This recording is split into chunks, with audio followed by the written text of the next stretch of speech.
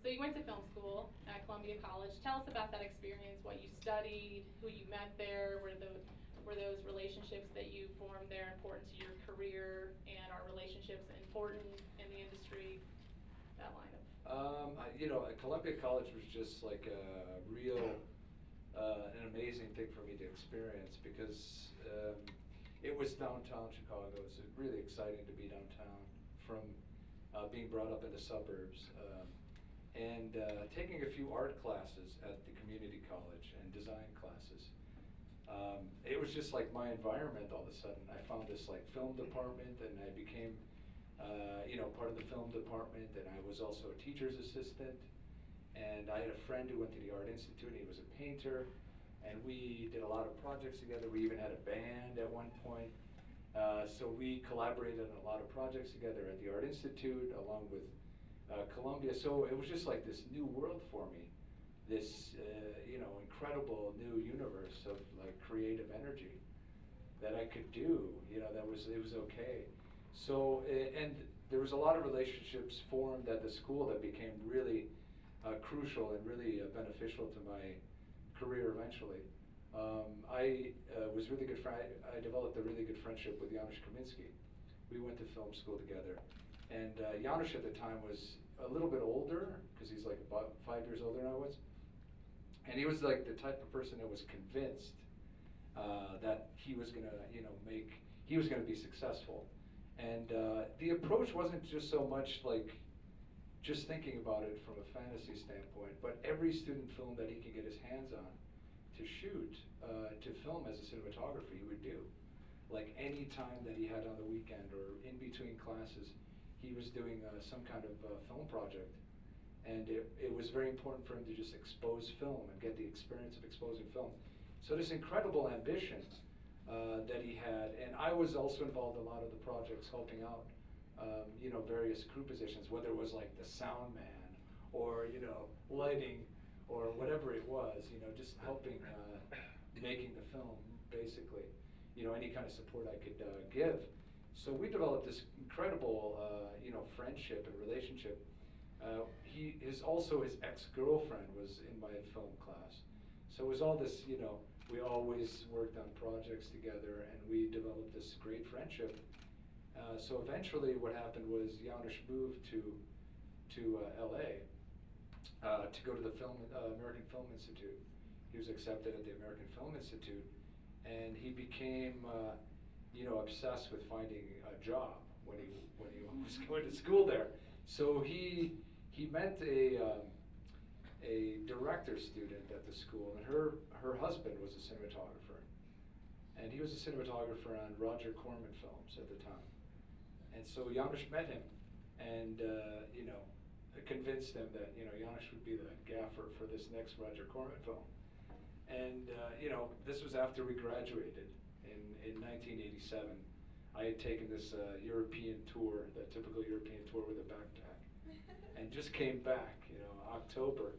And Janusz calls and says, I got a job on a Roger Corman film. Would you like to come out and help?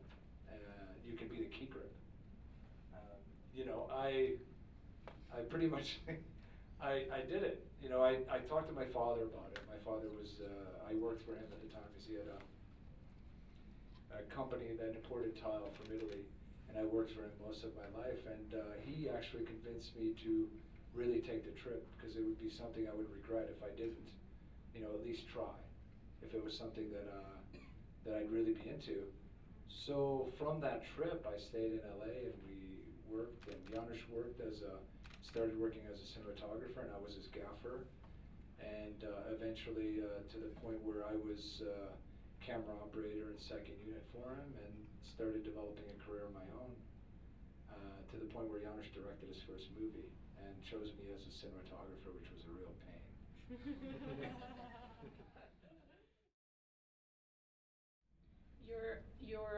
Your trip to Europe after college and before jumping into the industry, you called that a vision quest in one interview. At that time, do you think that was a vision quest? Did that time off help you to become a better filmmaker later? Do you you'd recommend something like that, some soul searching? Well, I think like the traveling is just amongst the better things in life. Or, you know, I think every time you travel, there's always something to learn, and it's always great to see another perspective of the world. These people that have existed as long as you have, but have done completely different things. So the traveling aspect of it's just an amazing, always a great experience, an amazing experience, and it's part of the reason why I've even gotten into the field, because of the traveling. I've had the opportunity to work in places like, you know, Ghana, Africa, and the Philippines, or Berlin, or, you know, that's it. It's really an amazing part of the job for me, because I've always loved to travel. And vision quest-wise, I'm sure, you know, I was convinced as a film student at the time, big ideology and, you know, this vision quest, and I brought my 16mm camera with me, packed with a bunch of film with a magnetic, you know, envelope so it wouldn't go through X-ray. And I was going to make, you know, this travel log, which I didn't end up really filming that much beside my grandmother. My grandmother in her like kitchen, a couple of shots, like 400 feet of her walking across the kitchen and telling stories. But I feel that you know, just being able to handle certain situations during traveling, almost giving up on, you know, anything that you have, or being able to get out of any situation. You know, as you're traveling around, you don't have any money, and you kind of make do with what you have. So that traveling convinced me to be able to confront many things, I think, on my own, because I traveled on my own, and it just, you know, I met up a lot of people along the way, and it turned into more than just myself. But I feel like, you know, after coming back, there was an incredible energy to be able to actually accomplish something when I came back, accomplish anything I wanted. I had this incredible empowerment.